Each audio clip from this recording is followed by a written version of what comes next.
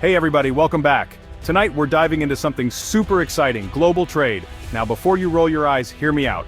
Okay, I know, it doesn't sound that thrilling at first glance, but trust me, it's way more dramatic and fascinating than you might think. Imagine the global economy as a giant family dinner, right? Picture this, a huge table filled with all sorts of dishes from around the world. Everyone's brought something unique to the table, contributing to this grand feast. Germany's got its fancy cars, sleek and efficient, like the luxury sedans and sports cars we all admire. China's brought its iPhones, well, technically, they assembled them with precision and expertise. And the US? We've got our Hollywood movies, the glitz and glamour of the entertainment industry, and our love of suing people. It's like our own quirky contribution to the global mix. The point is, everyone's relying on each other. It's a complex web of interdependence. We buy stuff from other countries, they buy stuff from us, and everyone gets to enjoy a variety of goods and services. It's a beautiful, chaotic system that somehow works, most of the time. The gears of global trade keep turning, connecting us all. But then, just like at any family dinner, someone decides to be difficult. They throw a wrench into the works. They start slapping tariffs on things like some kind of economic food fight. It's like someone saying, nope, you can't have my mashed potatoes unless you give me your dessert. And that, my friends, is where things start to get really interesting. Trade wars, negotiations, and economic strategies come into play, making the global dinner table a battleground of sorts. But in the end, just like any family, we find ways to work things out. Diplomacy, agreements, and compromises help us keep the dinner going. So next time you think about global trade, remember it's like a big, messy family dinner. Complicated, sometimes chaotic, but ultimately it's what keeps us all connected and thriving. Enter Donald Trump stage right with a big old plate of tariffs. See, Trump believes in something called protectionism. It's basically the idea that we need to protect American jobs and businesses, even if it means making things more expensive for everyone else. So what did he do? He slapped tariffs on goods from China, Mexico, Canada, the European Union, basically everyone. It was like he was going around the dinner table throwing spaghetti at anyone who looked at him funny. Now the idea behind tariffs is that they make foreign goods more expensive, which encourages people to buy American-made products instead. Sounds good in theory, right? But in reality, it's a lot more complicated than that. Let's take the auto industry as an example. When Trump imposed tariffs on steel and aluminum imports, it drove up the cost of making cars in America. Suddenly, those American-made cars weren't looking so affordable anymore. And guess what?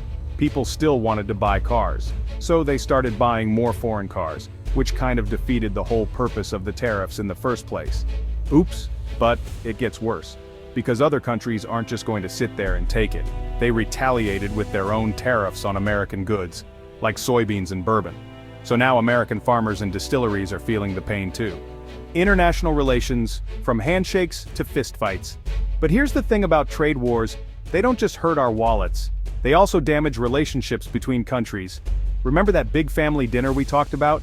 Well, imagine if everyone at the table started yelling at each other and throwing food.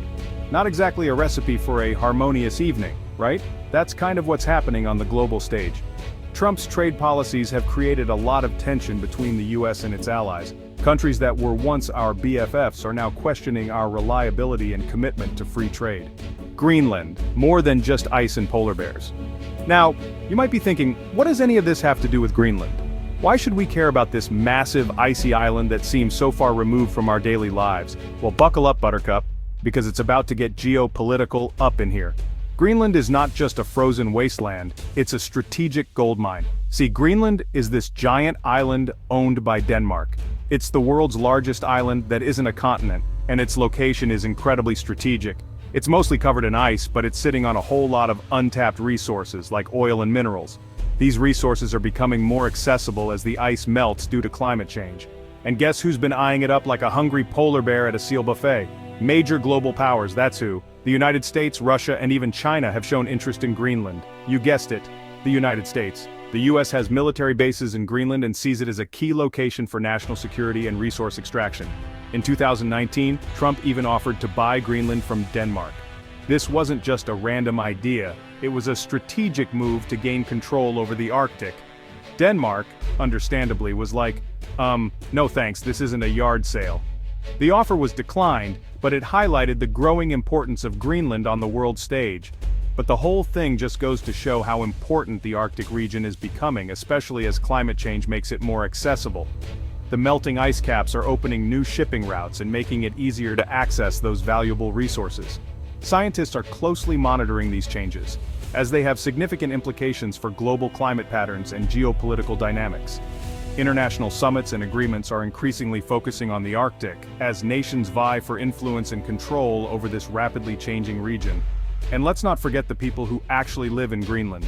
The indigenous Greenlanders have their own unique culture and way of life, which is also being impacted by these global shifts. Their voices and concerns are crucial in the ongoing discussions about the future of Greenland and the Arctic as a whole. So the next time you think of Greenland, remember it's more than just ice and polar bears. It's a key player in the unfolding story of our planet's future. The Arctic. A new Cold War hotspot? The Arctic is like the new frontier of geopolitics.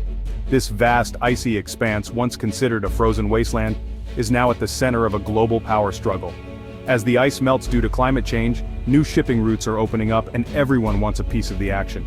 These routes could significantly shorten travel times between major global markets, making them highly valuable. We're talking Russia, China, the US, Canada, and even smaller nations like Norway and Denmark. Each country is eager to stake its claim and secure its interests in this rapidly changing region. It's like a modern-day gold rush, only with more icebergs and fewer saloons. The stakes are incredibly high, with untapped natural resources like oil, gas, and minerals up for grabs. And this is where things get really interesting. The geopolitical chess game in the Arctic is intensifying, with nations deploying more resources and personnel to assert their dominance. Because China in particular has been making some strategic moves in the Arctic. They've been investing heavily in infrastructure, building research stations, and even calling themselves a near-Arctic state, despite being geographically distant. They've been investing in infrastructure, building research stations, and even calling themselves a near-Arctic state. This self-proclaimed status has raised eyebrows and concerns among other Arctic nations. Some experts worry that China's growing influence in the Arctic could lead to a new Cold War. The region's strategic importance cannot be overstated, with its potential to alter global trade routes and access to resources.